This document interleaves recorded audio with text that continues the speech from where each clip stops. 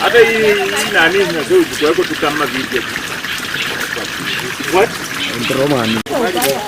Lakini waacha tu.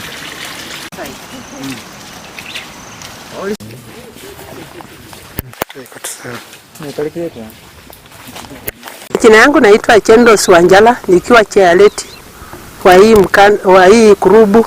Sisi tulikuwa tunakanyaka matope, tena maji ikiisha kama kiangazi, hatuna maji, tunapanga laini, tunapikania kwa pombo. Wanawake tunapikana hata na watoto. Sasa bila amekuja kutusaidia hivi. Mungu ni mwema, Mungu ambariki sana. Kwa upande wa ukosefu wa maji, tumekuwa na shida. Mara nyingi tumekuwa na typhoid. On off tuko hospitalini. Unapopimwa unakuta huyu mama anakuambia mimi niko na typhoid, huyu anakuambia niko na typhoid. Lakini kupitia kwa maji safi ambayo wanaenda kutengeneza, typhoid inaenda kuwa kikomo. Kuanzia leo tunasema typhoid ishindwe katika jina la Yesu. Ni kwa sababu ya mheshimiwa nani? Edward Kimakwa.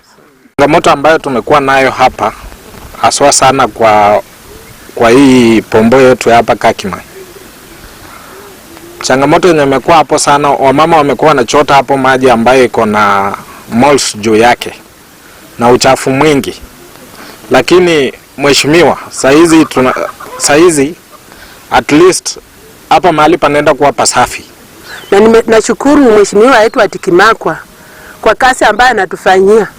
Ametuletea material, tunataka kutengeneza pombo yetu, tutakunywa maji mazuri. Kwa sababu tulikuwa tunakunywa maji chafu, lakini ameona anatusindulia pombo maji, tunataka kunywa maji safi. Tunamshukuru sana. Hadi nasema Mungu akubariki. Kwa sababu wanawake walikuwa wanaumia sana kulingana na kiangazi wakati nakuja. Tena hiyo maji ilikuwa ya mteremko tu, sio maji ambayo imetengenezwa.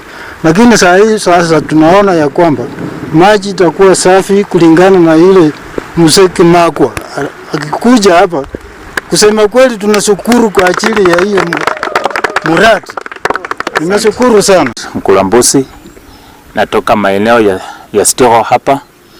Nataka kusimama mahali hapa nikisema tu asante sana kwa mheshimiwa wetu Edward Kimakwa kuungana pamoja na timu yetu, timu Kimakwa, kufanya kazi nzuri kwa hawa wamama na manduku zetu. Hasa sana kama hii community yetu ya Kakimanyi, tulikuwa tunaumia sana upande wa maji. Wakati tunachota maji ni chafu, tunakunywa maji tunapata magonjwa. Kwa ajili ya uwepo wako na nguvu zako, maji yanaenda kuwa safi.